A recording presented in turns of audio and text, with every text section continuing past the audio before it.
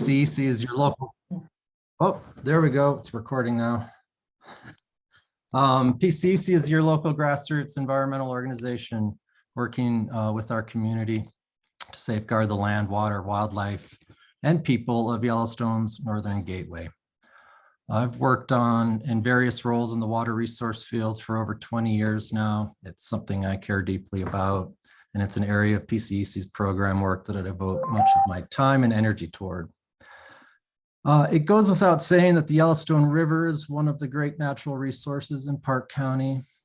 The Yellowstone, known to the Absaluka or the Crow tribe as the Elk River, has been a central part of this landscape for countless generations. We are only the latest Wow, ones a lot of to people devote are our signed up for time and this. energy to its preservation. If it wasn't for those who stood up, for instance, in the 60s and 70s, there would likely be a dam in the canyon south of town, feeding water to coal-fired power plants downstream. And now that responsibility falls to us in groups like the Upper Yellowstone Watershed Group to keep a watchful eye on the river and champion causes and projects that benefit not only the river, but this community who cares deeply about it. And now we're seeing the effects of a new form of pressure and different threats to the river. We have the impacts of climate change to confront with lower stream flows, changing runoff patterns and drought. But we also have ourselves to deal with more and more as this area grows in popularity, not only with increased development and visitation, we need to look at our own collective presence and impact on the river. This river recreation study that we're going to be hearing about today, being led by the Upper Yellowstone Watershed Group, is one such beginning. The study grew out of concern expressed by our community and will help us as we move forward into the future and come up against the need to make some important decisions on how we enjoy and use the river.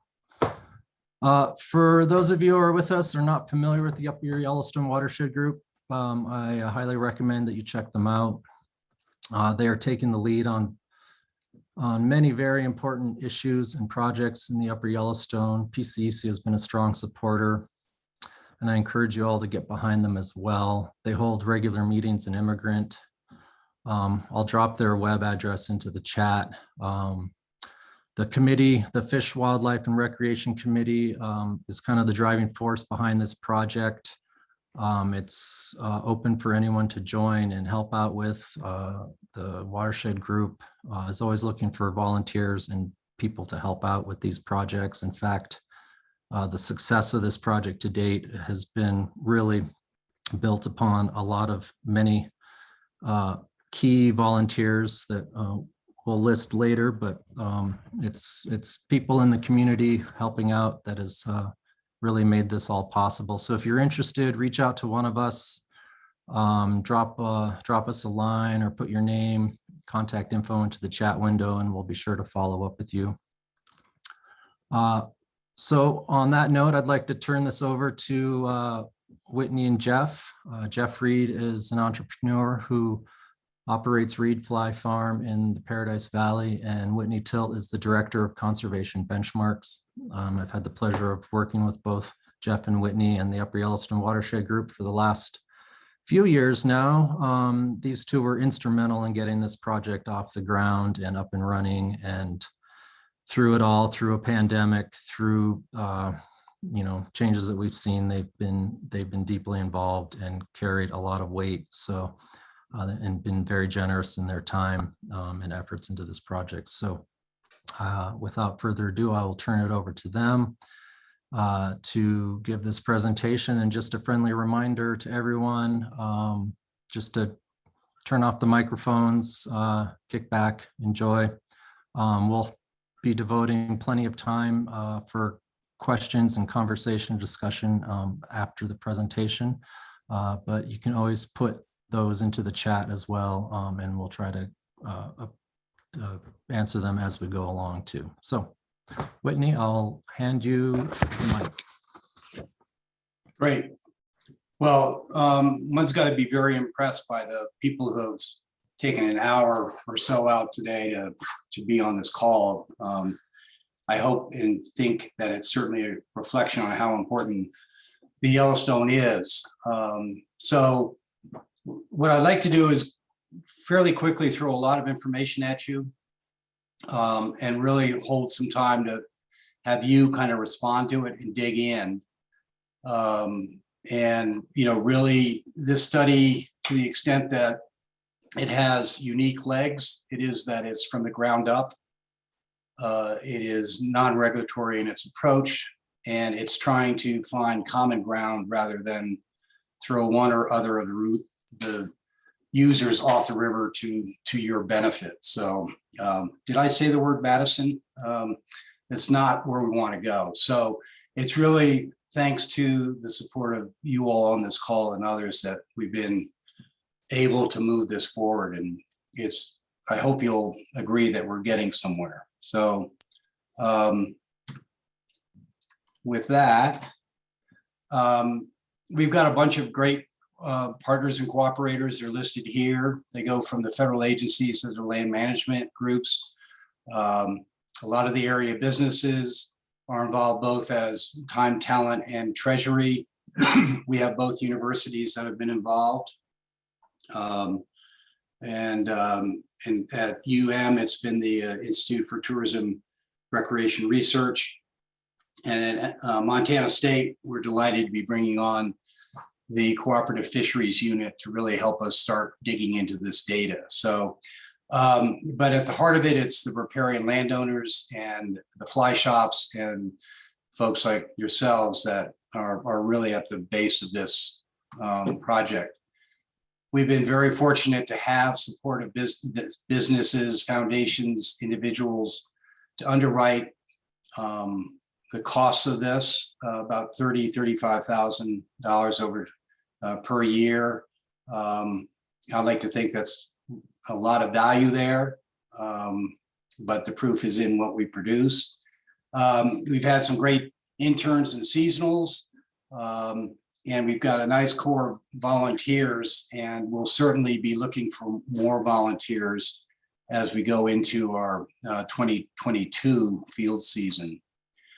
So we're focused in on the Upper Yellowstone, which we're really defining for our purposes, not hydrologically or HUC wise, but from Gardner downstream to Carter's Bridge. You see here the fish access sites are noted here. The ones we're focused on really are the ones that have ramp launch facilities.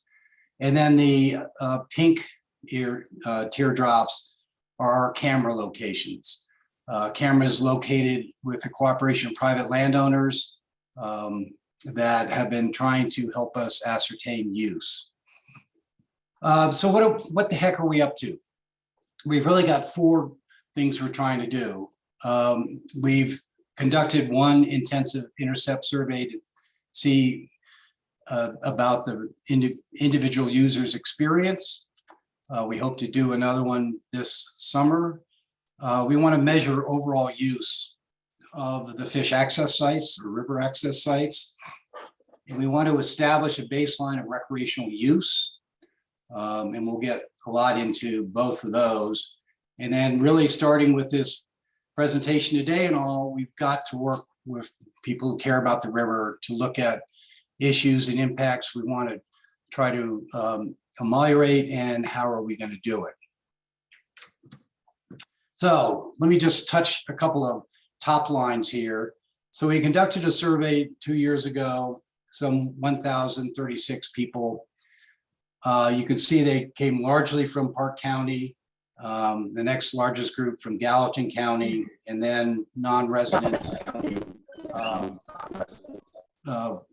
people from outside of Montana, or from the rest of Montana, were really the other third. Who did they come with? They came with themselves, obviously. They came with family and friends. They came as a couple, and some of those groups were just family, and many of them were just friends. So what were they doing? Well, most of them, they were fishing, private fishing from boats. That's the top line you see there. I've lost my little.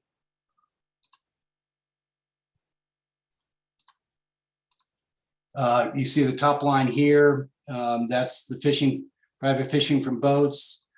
And then just plain boating, guided fishing, a lot of personal watercraft use. And then just about everything else you can think of, from dog walking to wade fishing. If we look at, I keep losing my pointer here. If we look at satisfaction of the people who we surveyed, you see a tremendously high number who were not only satisfied, but very satisfied. The blue bars are satisfied. The green bars are very satisfied. And you get a sense very quickly that most people who are out on the river are having a heck of a good time. They're there to be on the water. They're there to be with family and friends. They're there to catch fish, enjoy good fishing, to enjoy the surroundings, and to relax. Those are these bars here. So without leading the witness in this survey, they were not given a list such as has occurred on some other surveys of, was it overcrowded? What did you not enjoy about the toilet? Instead, these were open-ended questions where they were asked if anything stuck in their craw, anything they would like. So you see with the thumbs down that other people who responded to that, they did not have to respond to it. Most of them said absolutely nothing was bad. And you can see overwhelmingly nothing was bad. The next largest, with 10 people out of those folks, said, well, there were too many people on the river. We have not done any crosstabs. We just got the raw data from ITRR, but we could very easily find out, were they anglers? What were they doing on the river? How did they find too many people on the river? The next was lack of etiquette and obnoxious behavior. Weather played a role, tipping the boat. Apparently, if you turn over a boat at the beginning of your trip, it may not be as fun as you thought it might be. And there was even a dead buffalo on the river. I think we needed probably a little ID there, because I don't think there are a lot of buffalo that are on that stretch of the river, but perhaps a Black Angus loaded up looks somewhat like a bison. But that's the kind of information we got from the survey. And so we can start to begin to put that as a background as to how the people are on the river, are they enjoying it? But obviously it's at a very coarse level. So the next thing we did, which I think is unique to this study, is to try to figure out how many people are in the fish access sites. Perhaps it'd be great if we get the Department of Transportation to put counters up at every single fish access site, but that's unlikely. So what we did is did sweeps, and many of the volunteers and several of you on the phone know this very well, where we'd start at Gardner and count all the fish activity inside the fish access sites basically in the course of 2 hours. So you're getting a snapshot. We did 28 counts in 2020, and this past season we did 52, basically both weekends and at least 2 during the weekday.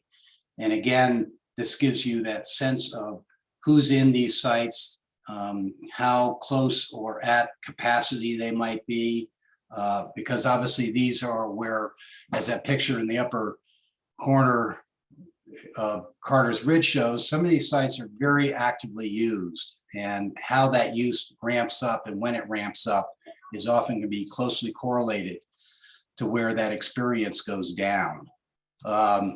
So here's some of the data, and this is just a lot of numbers thrown at you, but this shows us kind of the average vehicles and trailers. We did count both, because obviously trailers occupy space equal to or more than a vehicle, and how these fish access sites accommodate trailers is obviously a major concern for people who are trailering.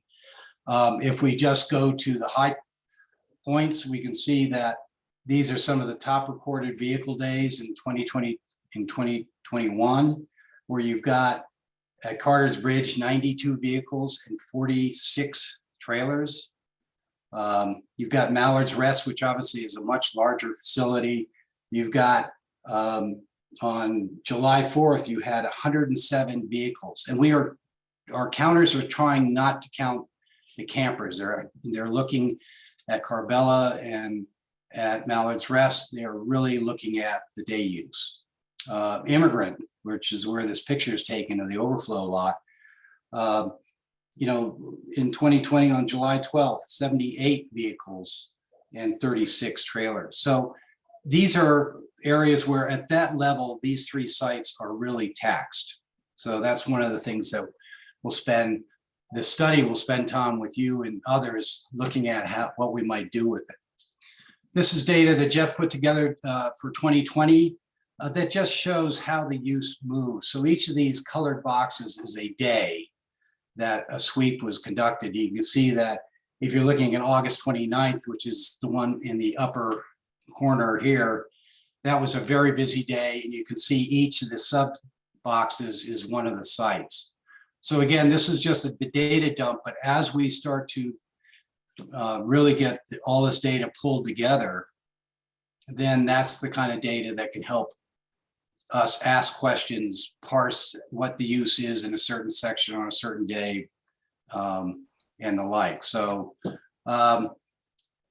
when we get around to establishing a baseline of use, the primary tool we've been developing and learning a lot and making a lot of mistakes is the camera trap,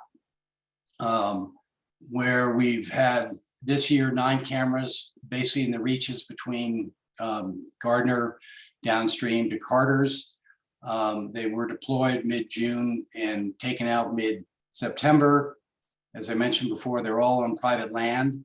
And I'm delighted to say, knock on wood, we've had really no incidences of tampering, except if you're an elk and has an itchy butt, or a mule deer that wants to rub their antlers. We have had those, but we have had no mischievousness with humans, and we'd like to keep it that way. But it's really important to understand that, like these pictures, we are characterizing use. We are not trying to capture who's on the river doing what. So for these pictures, such as this one right here, that would be captured as by the exact time and the exact location, 3 people in a raft fishing. This would be, looks like 3 commercial rafts with some, say, 16 people going down the upper river stretch. So that's the way we're characterizing it. We have no interest in knowing exactly who these pictures depict. And while the data itself will be certainly available to our partners and others to crunch and recrunch, these images are, at least from my standpoint, treated as private. They should not be just handed out because of privacy concerns. So, and then of course we have this immature bald eagle who is guarding this particular camera. We had no tampering on that camera either. So we also get some wonderful looks at wildlife while you're doing this. So this is one just data dump. Excuse me. So in this particular one, we're looking at a reach on a certain day, and we're plotting the number of drift boats or rafts, which is the blue lines. We have the number of personal watercraft, which is anything that was probably hand launched, but certainly paddle boards, kayaks, canoes, inner tubes, pink flamingos, dragons, and any number of other things we've seen floating down the river. And this is starting with the first observed use through the last observed use. But alongside this, and this is where you can see the depth of the data and why I'm really delighted to have MSU's co-op unit and all helping us. But we have the air conditions captured for that day, the water and the water flow rates, the temperature. We have the number of vehicles that were in the fish access sites above and below this stretch. So in this particular one on this day, we observed 400, just at this one location now.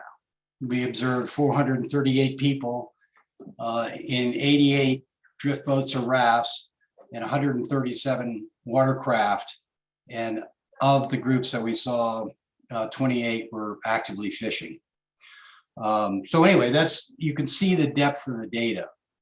And I'm really trying to use this as an example of what we've got, but the analysis is ongoing, and we're just now starting to tweak it. So again, thanks to the folks at MSU, here's a heat map of, in this case, on the left, we have people by hour and date at 8 locations. So each of these is a location going from downriver to upriver. And this is the number of vessels, both watercraft and that. And you can see that they warm up and wink out depending on the time of day. And then when we can correlate water temperatures. Was there the water clear or muddy from a fishing standpoint? Did we have rain that came in, was forecast for the afternoon? All of this will help us serve this. But what you will see is there is a huge variation between high use and low use, depending on the time of day, the time of season, and the weather and water conditions.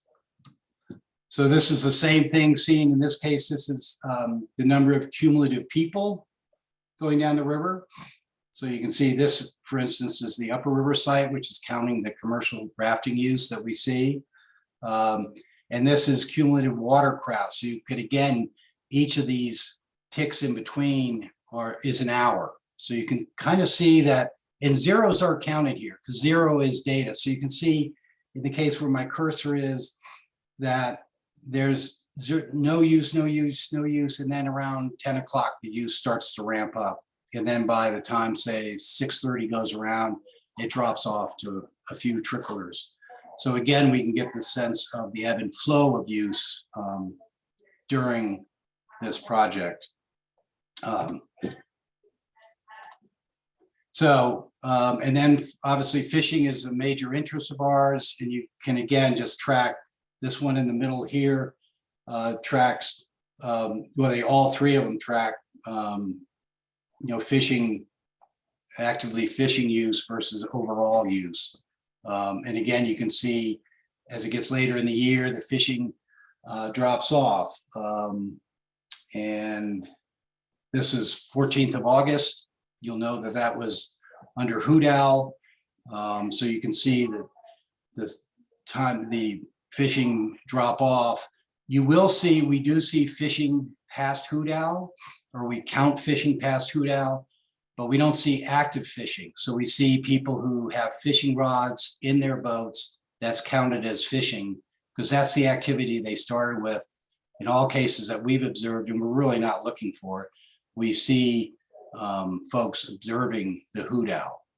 So again, this strength of information. We actually also, it's going to be hard for you to see, but they actually do catch fish, at least on camera. These are just a few sites. So we even see them catching fish. So that's the data that we're seeing now. And that's all been hand counted. And I can tell you how much personally fun that is. I greatly appreciate a University of Calgary professor who, in counting people and mountain goats interactions, has developed a very helpful program to do that. But when you're looking at cameras that are capturing time-lapse, capturing anywhere between 6 seconds and 20 seconds, depending on how fast the water's moving through the frame of the camera, then if you're doing that and you have it, 9 cameras per day, and then you do that over the course of the season, we have right now in the can about 3.4 million images. And most of them are going to be blank. In other words, they're not going to have any use in it. So going through that has been very important to get our feet wet and find out the kind of data we can see in the trends. But AI, artificial intelligence, and the brilliance of Jeff Reed and his compatriots is going to be very important so that we can train cameras to do a lot of the work for us. We've got a video here. Do we have Jeff on? Yeah, I'm here, Whitney. Okay. We'll just give me 1 second just to put context on this video. What we're trying to do is similar to when you're driving down the road and you drive over those Counters. ribbons that across the road to count your car. We're trying to automate this process so that it scales, and theoretically it could scale anywhere across the country, because it's too cost prohibitive to pay people to sit around and count boats all day long across large stretches.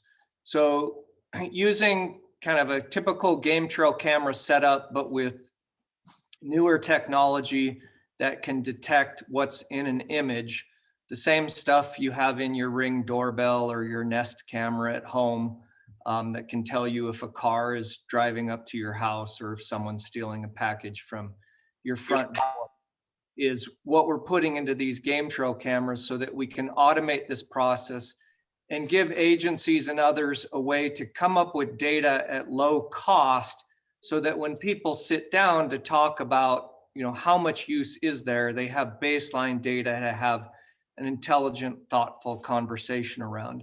So we wanted to take the mystery out of this so people don't think, like Whitney said earlier, that we're taking a bunch of photos and publishing them online. Actually, what's going to happen in the future is it'll be more radar that will be used to do this technology. So we won't even really be able to tell a person. We'll just know that it's a person based on like a thermal image of the person coming by. But we'll play this video, and what it's going to show you is some of these next generation game trail cameras we're coming up with. And then all of these images that we've gathered. Whitney, remind me how many again this year total? About 3.3 million. 3.3 million. So if you imagine 3.3 million time-lapse pictures, and in a given day, there might only be like 500 boats going by, you've got a lot of images with nothing in it. So what you're trying to do is get rid of all of the images without anything in it. So we'll show you how we took those images and then trained a set of images with actual boats in it, and then use that, what's called an AI model, to automatically detect images in the future, like 5 years from now, to tell us if there's an actual boat in it. This technology is getting good enough that we can differentiate between a drift boat versus a raft versus a kayak versus a paddleboard. We can even count the number of people. But this video will just take the mystery out of what we're doing here so that people know that this isn't a bunch of magic. Go ahead. So those are some of the actual cameras we're deploying next year. And here we are going through these images taken from the different game trail cameras along the river and selecting a boat and tagging it as a boat. So you go through this with, I think we did over 1,000 images and tagged boats. And then we use software in the cloud to run a model. It's not cheap, but once you do it once, you're done. So then you have this model, like a search engine. You train this model to a certain level of precision and recall. And then you take and you use that model with images. So here I am grabbing an image from one of the game trail cameras and uploading it and testing it against the model to see if the model can detect images. And you can see it detected what it thinks is a boat with 51% accuracy in both of those. So you can go through this and do it in the future. So next year, the idea is, instead of Whitney and others sitting down and actually going through all 3 million images to count the boats, we take out all of the blank images and we're left with images with boats in it. And then we simply go through and count those. And there's a photo of different game trail cameras we used. So that's it. Thanks, Whit.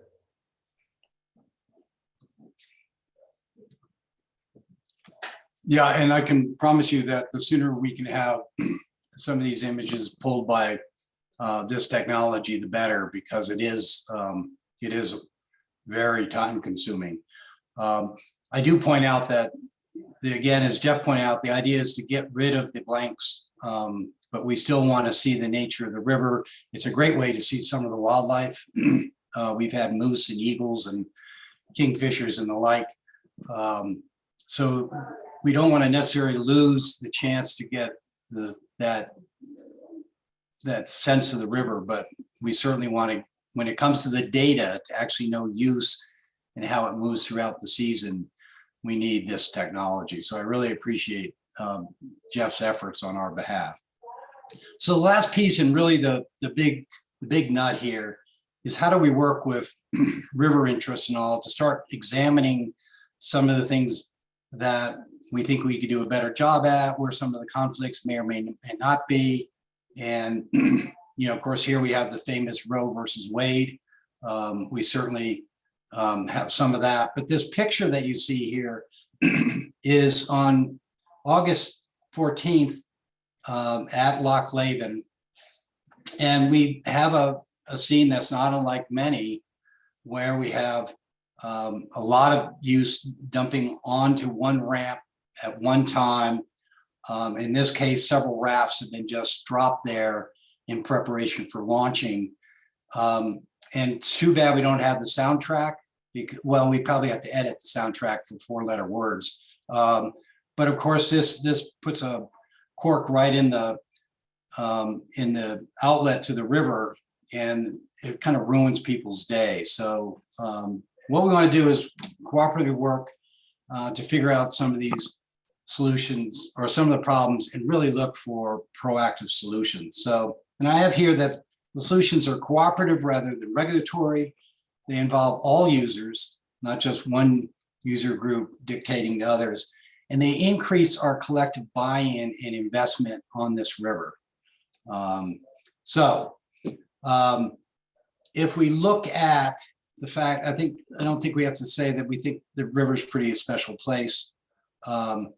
And we start to examine areas where we want to do a little deeper dive.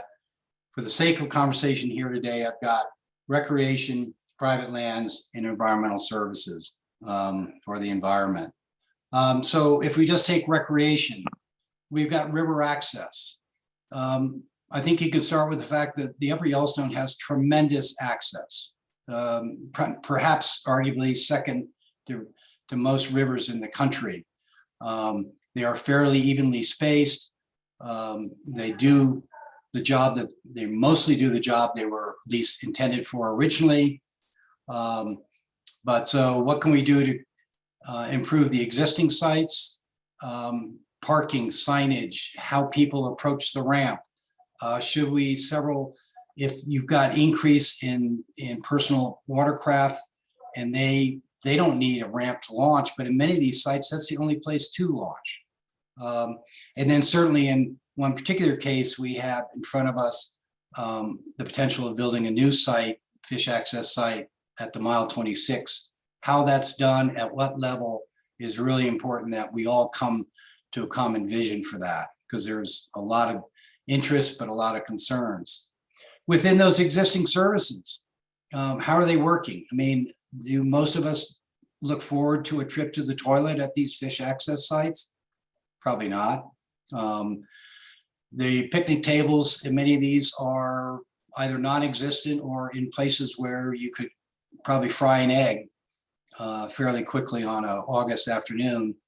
And also, how well do they serve the non-launch community? If you want to just swim and loaf and sunbathe, areas like Immigrant, especially when the water drops, extremely popular for just walking to the river and accessing those gravel bars and on light. And ultimately, you have to look at the type of use. What one user group needs to be satisfied may be totally different from that of another. So you have a serious angler. What does he or she expect of their river experience versus what I call a leisure float? So far, the record, I call them like a Mother's Day caddis clump. 36 individual personal watercrafts around several common coolers, having the time of their life. It does look a little bit like the caddis raft coming down. What they need for a wonderful day is totally different than, say, the serious angler. They both have equal right to that river, or at least let's start with that assumption. And then trailer craft versus hand launch. I've already touched upon the fact that they have different needs. If it's just a hand launch, came in your Subaru wagon, you don't necessarily need trailer parking, but trailer parking is extremely important to be managed through all these sites. Where's the jackleg fence put up? And what was the reasoning behind the jackleg fence that was put up at Point of Rocks, for instance? So all these are concerns we want to have open discussions about. And then this study and the Upper Yellowstone group want to, if you will, curate those and keep that active conversation so that by this time next year, we're actually looking at hard projects that we want to undertake as a community. We also, the last one that was listed here, obviously commercial users and all have interest for their clients and the like. So private lands, there's a lot of public land in the state of Montana in Paradise Valley, but darn little of it actually, especially in the lower river, abuts the river. So keeping very good relationships and understanding the interests and the rights of the riparian landowners is vital. So from their standpoint, is it fun to be on the river?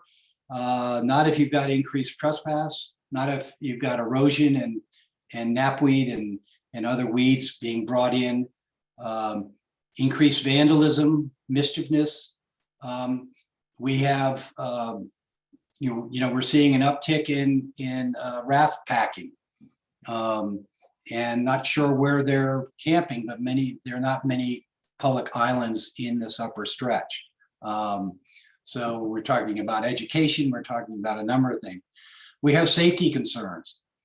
We have people lighting campfires on private land.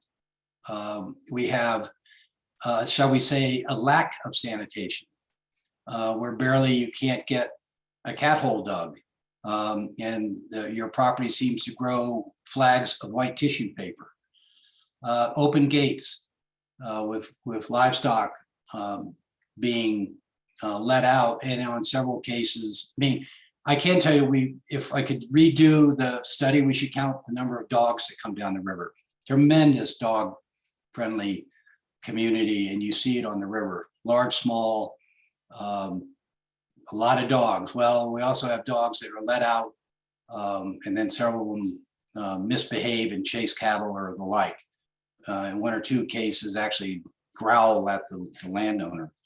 And let's look at this from the people who aren't living along the river. If we misuse this privilege, then we're going to see more fences and keep out signs. We're going to see a hell of a lot less incentive for them to cooperate with the river community. And we also potentially, as you get more and more fed up with all this, then you're more likely to lose it. You're more likely to lose it to, say, development. So these are things that we want to have this conversation. And I'm zooming a little bit here because I want to make sure we get into some open discussion. And then we have for environmental quality. And you have, how much water, when does it come down? What's its temperature? We have more and more people, on the river, which means there's increased sanitation concerns potentially. I don't know. I know that in certain areas we could probably have that conversation. From a fish and wildlife standpoint, we obviously striving for abundant and sustainable fisheries for ourselves, for recreational fishing and the like, but we also want to sustain our native fish populations like the Yellowstone cutthroat and grayling. I'm sorry, I put grayling in there, I mean whitefish. We're not proposing bringing grayling in as much as it might be a nice idea. Note to self, change that. And then obviously we want to keep these healthy aquatic habitats that also support many other critters. And we have this growing question about what are the impacts of this increased recreational use. We have hoot owl for a reason, but I think sooner or later you have to have a conversation on if you're pulling anglers off and they're 1% of the use, but you have these large numbers of people jumping in and out of boats and splashing. Is that an impact on fisheries? Like right now, it would depend on who you talk to, and obviously having good numbers on our fish populations and all is vital to having this conversation. And we have okay information. Finally, you have the land use that surrounds it. Many people who were surveyed love going down the river for the scenic values. Well, what are those scenic values and how did they come to us? Well, typically they're in the background, there's the mountains, Immigrant Peak and the like. Those are likely, if you will, they're under public land management, but your foreground is, grazing cattle and cottonwoods and willows and all that are probably at the behest of the private landowner. So how, again, we work collectively as a community is going to have a huge impact on whether or not we keep those scenic values. So where are we going from here? We're going to conduct a third year of camera and sweep data collection. We've learned a lot. With the help of the AI and all, I anticipate that we'll probably capture a lot more images, a lot more consistently, and keep it out of the way of mischievous elk and mule deer. We want to conduct a landowner survey to really harden up some of these anecdotal conversations we've had with them. If we can find the funding and the cooperation, we'd like to do another intercept survey, a little bit more focused in the center part of the river. The first one was really from Immigrant downstream, but build on that, see if those numbers and those attitudes and all hold. And then really start to develop this set of best practices. What do we want to do, which is some of the things I just scratched on. So we've been successful in raising the first 2 years of funding. Many of you on this call are instrumental in that support, and I really thank you. As we, here's a bunch of words that basically say we're still looking for that qualitative and quantitative insight into how the river is used and to what level. We'll continue to cooperate with a lot of folks. So it's really time to hit discussion. I want to go back one slide, and the study team that has really helped guide this,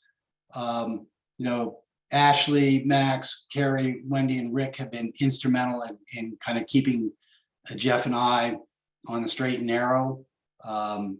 This presentation and subsequent studies and all will all be posted to the Upper Yellowstone.org website. Most of you know how to get a hold of me or Jeff. If you don't, you do know how to get a hold of Max. So again, my thanks to all the volunteers, donors, and study team and the like who put a tremendous amount of effort into this. So with that, Max, I think let's have some conversation. If you've got to run or you want to just share through the chat box or with email one of us directly, please give us your ideas, your thoughts, etc. So thank you.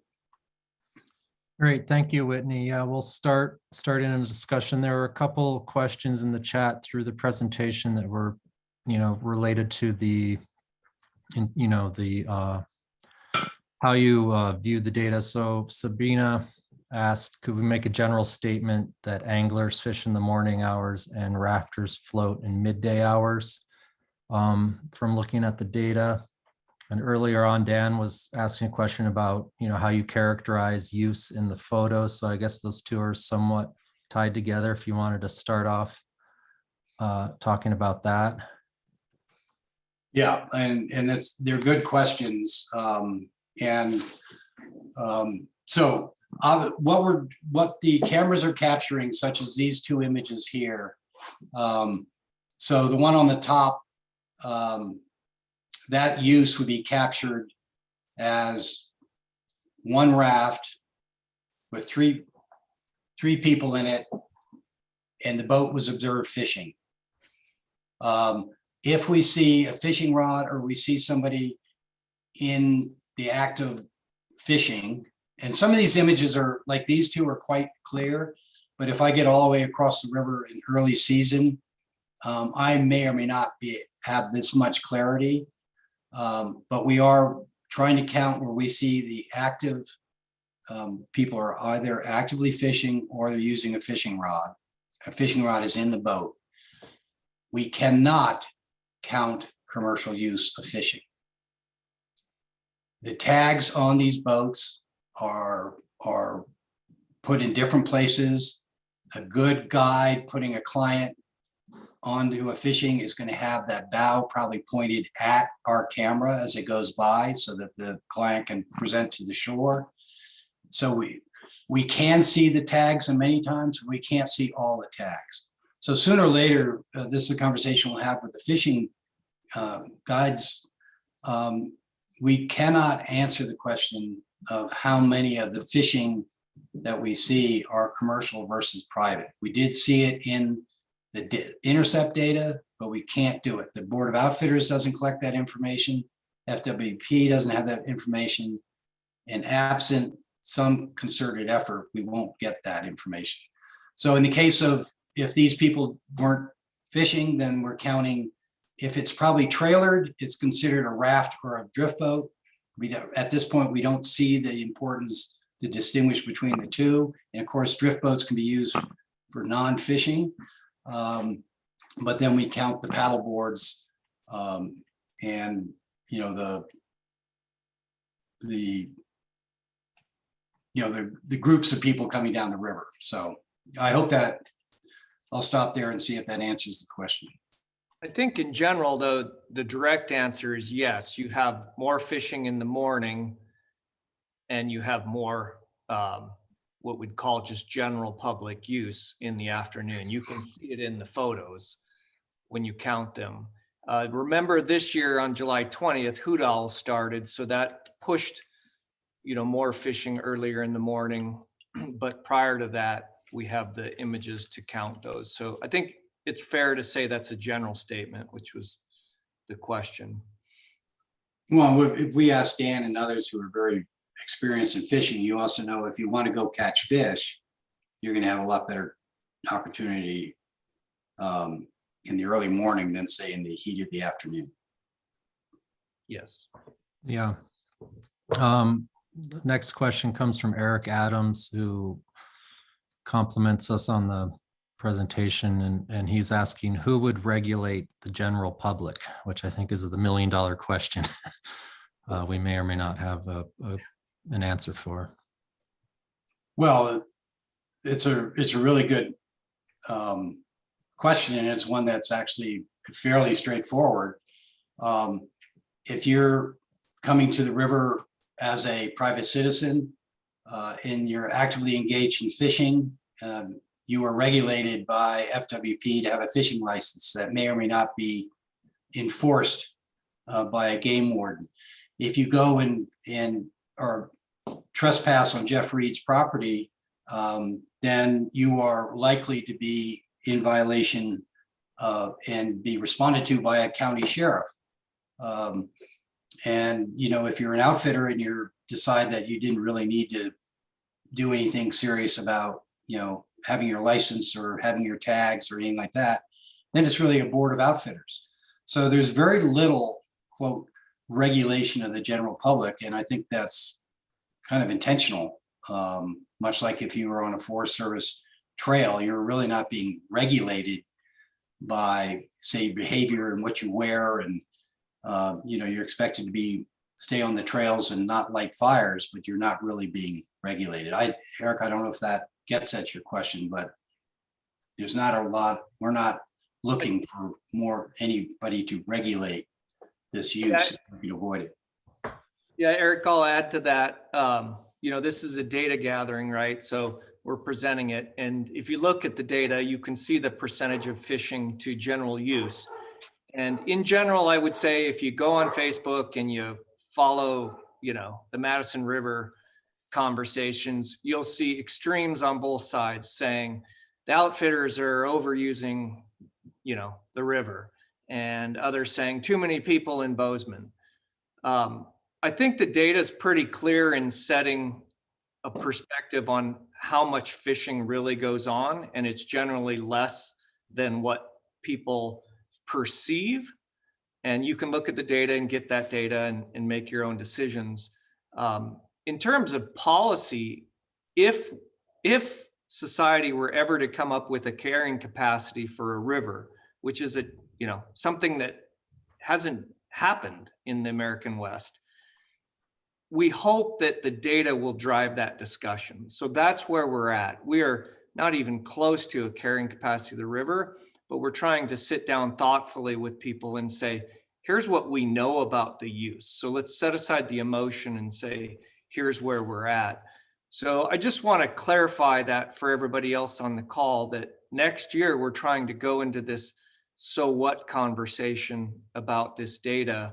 And we think it does set a baseline, but we can't drive those discussions around regulating the general public. That's a much bigger conversation, but we hope we do it thoughtfully as a community.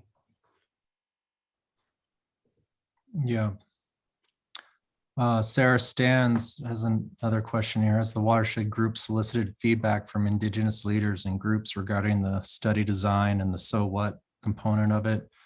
And she says, I'm thinking from a good stewardship perspective and how we can think about being a good relative to the water.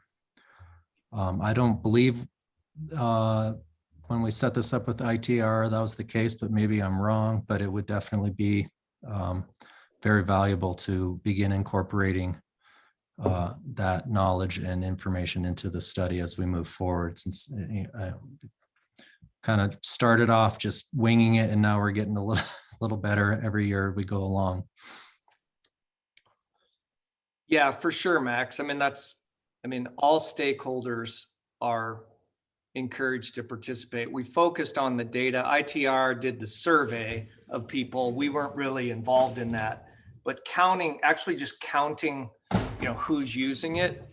And then moving to a discussion of values. Like, is the river a sacred place or is it a purely capitalistic place? All of those conversations are just beginning. Like, how do you want to treat the river as a community, right? Not just as an economic machine or my personal use, or Jeff Reed, owns a house on it.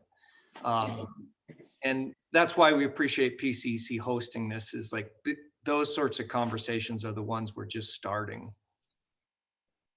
For sure. Yeah. Looking at the time, we'll try to get a couple more in here before the top of the hour when people may have to leave. Jesse Logan's asking, does FWP conduct annual fish censi?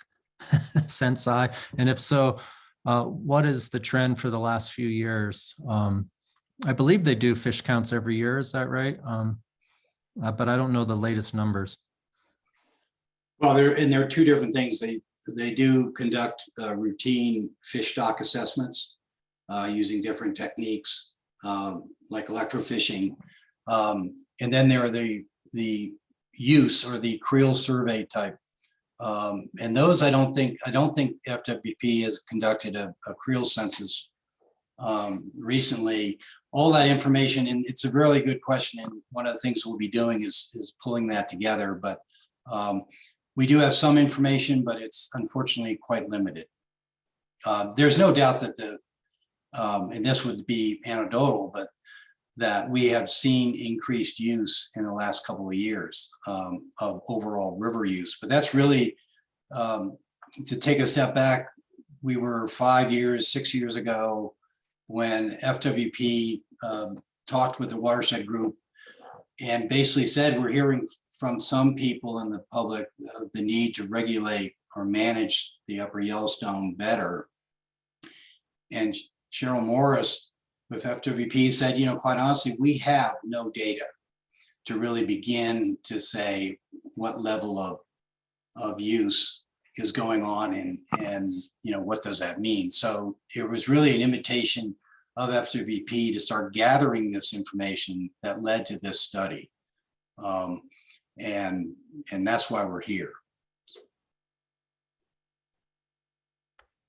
Good. Sabina's following up with Sarah's question. Do we have a list of tribes with connections to the Yellowstone River? I don't have one right now, but I know we could put one together. I think it would be Yeah, I mean, pretty extensive from the Great Plains throughout the Intermountain West, but it would be good to start pulling that together and making more and more people aware of that. Yeah, Max, I mean, we have good general historical knowledge, and I've talked to Shane Doyle about this study, actually, just to put it in context, but there hasn't been a concerted effort behind a conversation with the tribal members. Okay, Dan's jumping in with the question. Have we looked at the comparison between the intercept data and the camera data? And do they correlate closely?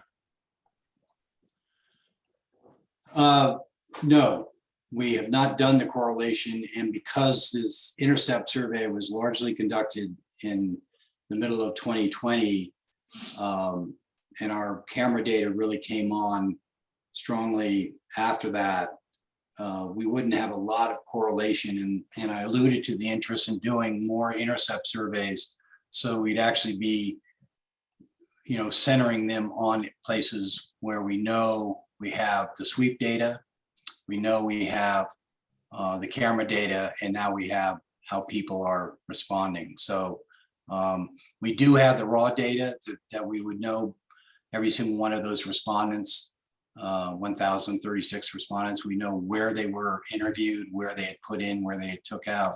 But as I mentioned earlier, we've just now gotten kind of the raw data, the report. And by the way, this presentation we put up on our website, and in the report is, or in this presentation is the full report that was done by ITRR, if people want to dig into that. But they very kindly just gave us the raw data so that we can do the cross tabs and some of the, as we get these questions, to see how we can answer them. And Dan, that is probably the best question to ask us right now. And we don't, because we haven't compared the two data sets, we don't know yet. But we know the camera data is more accurate, right? Because it's camera data. But if we can learn something about the sweep data and how accurate it is in telling us and who's using the river, it's a much easier way to count the sweep data. So that's what we're trying to get to. But right now, all we can say is we have both sets of data, and you can look at them for what they're worth. Well, good. We've reached the top of the hour. We could hang on for a few more questions if people would like to ask anything else. For everyone else who may have to get back to work or on to the next task, feel free to jump off. We totally understand. So we can pause for a moment. If there's any bit more, let us know, or if not, we'll wrap it up, and appreciate everyone coming. Thank you for your input, your questions, taking the time to learn about this really important project. Appreciate it. And again, I just add how much I look forward to hearing from you all as we go forward to make sure that we get this as right as we can do it. So thank you. Yeah, and if you want to get involved, reach out to us, and we can get you plugged into the project and doing surveys or helping with data, all of that. So we welcome that too.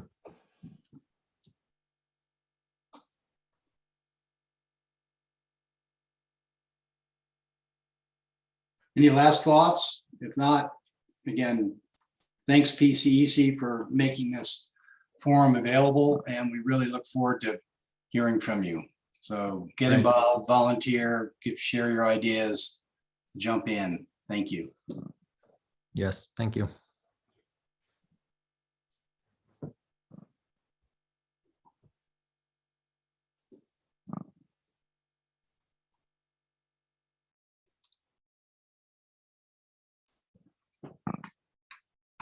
Max, is there a way to hold on to these chats for follow-up? Once we finish the call, just make sure we get that download. Yeah, I'll work on that. Jonathan would know. Yeah, I think Jonathan may Probably have do to that. do it as the host. Yeah. Yeah, if I can send that around. So, all right, thanks. Oh, Okay.